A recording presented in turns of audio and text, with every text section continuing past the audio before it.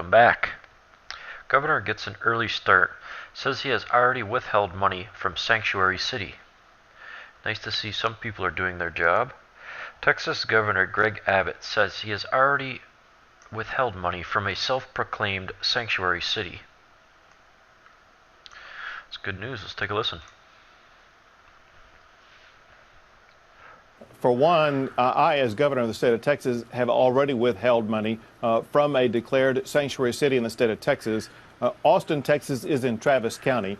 Travis County declared sanctuary city policies, so I withheld money from them. Importantly, Maria, is the way that I did it, because the state of Texas has grant contracts with Travis County. In those contracts, we put in there the term that in order for them to receive that grant money, they had to not have any type of sanctuary city policy. What I don't know is what type of arrangement like that the Trump administration already has. What I do know is if the Trump administration has those similar contract terms, they will unequivocally be able to withhold money to those cities. However, Maria, that's just a small part of what we've done. We've passed a bill now in the Capitol behind me, out of both the House and the Senate, that I've been advocating for, that will impose even stiffer penalties on these sanctuary cities. One, it can expose them to very high fines, about $25,000 per day. It can expose them to jail time for any sheriff or any other official who adopts a sanctuary city policy. It can also subject the county or city or whichever political body it is to legal action in the event that they release somebody or adopt a sanctuary city policy and somebody is harmed. Think, if you would, Kate Steinle. This would allow the family of Kate Steinle to be able to sue, let's say, Travis County, if Travis County released someone from jail who was here illegally because of a sanctuary city policy and someone lost their life. Yeah, I mean, this bill really put sharp teeth into this battle to stop these policies. Walk us through that, because this final bill is going to penalize jurisdictions. It could be college campus police departments. It could be, small areas. Are you willing, though, to go to the end and actually withhold this money, knowing that you would be starving like a college campus police department? Well, understand this, Maria, and that is, as I have already withheld money from Travis County, it is not the state of Texas that is starving, whether it be Travis County or any other entity. It is their own decision-making process that, for one, is causing them not to receive the money, but also it's their budgetary process with them deciding to spend taxpayer money on sometimes meaningless operations, choosing those operations over public safety. Remember, Maria, when you look at the function of government, whether it's federal, state, or local, our primary function as government is to keep our people safe. It's inexcusable for Travis County to do what it's done, and that is to release from jail people who have committed crimes against or alleged of committing crimes of sexual assault of minors, and letting those people back out onto the streets. That's contradictory to the function of what government is supposed to do. I mean, this provision is applied to criminal aliens who commit a felony.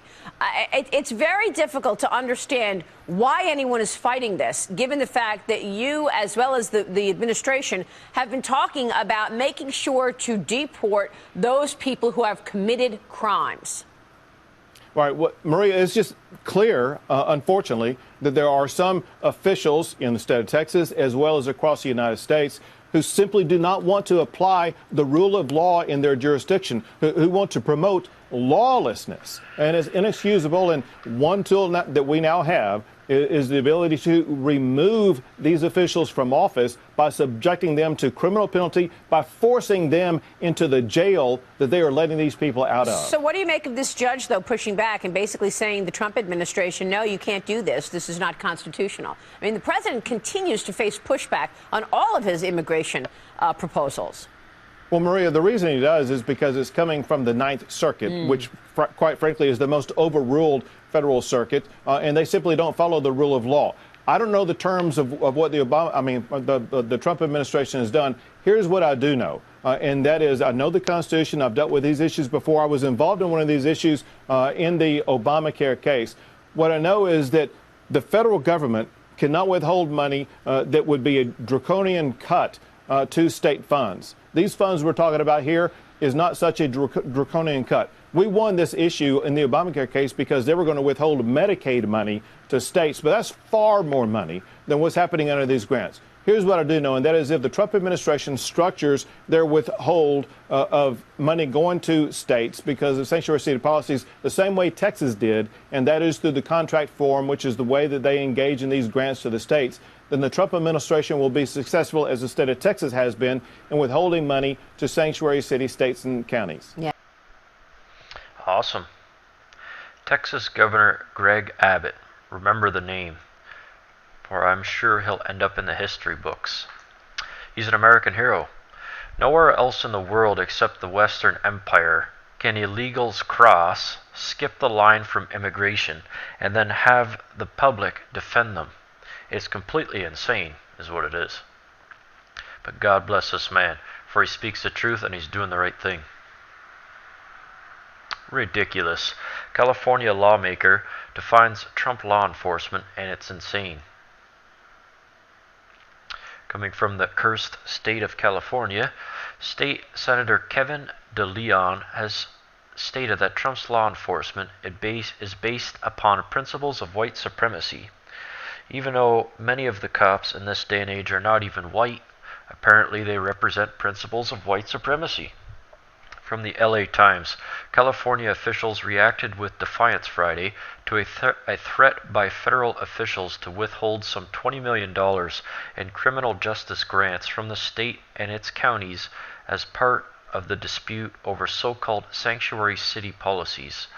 It has become abundantly clear that Attorney General Jeff Sessions and the Trump administration are basing their law enforcement policies on principles of white supremacy. Well, of course, every time there is no argument, which the left rarely ever has an argument because it's insane, you're racist, you're racist, you're racist. It's all about white supremacy. Always, no matter what it is. A black guy kills another black guy. For some reason, it's white supremacy. Not American values, Senate Leader Kevin DeLeon said in a statement. Their constant and systematic targeting of diverse cities and states goes beyond constitutional norms and will be challenged at every level. Systematic targeting of diverse cities. When they say diverse cities, I think what they mean is cities where illegals are allowed to live. I think that's what he means. Because diverse cities spread across the entire Western Empire. There's not a city in America that is not diverse. DeLeon's statement on white supremacy drew an immediate rebuke from Republican Assemblyman James Gallagher of Yuba City. That's a ridiculous statement, Gallagher said. Nobody here is talking about the state becoming an immigration agency or doing ICE's job for them. It's about whether you comply with federal law, Gallagher added. Yeah, I couldn't have said it better myself. The U.S. Department of Justice warned in a letter Friday that the grant funds could be jeopardized unless the state can verify in writing that the state and its counties and cities are not restricting the sharing of information with federal immigration authorities regarding the citizenship status of people in prison and jail cells. It's a deliberate attempt at the destruction of America. That's all it is. To replace the white population with a non-white population, typically because the non-white population comes from a country that's already communist. So to go from one ideology to the other wouldn't be a difficult transition. They're going to vote Democrat. They're going to vote to take our guns and our rights. Essentially, that's what it's about. And I hate to say it's true, but the statistics show it. Wow, the truth about electric vehicles exposed, and it's bad.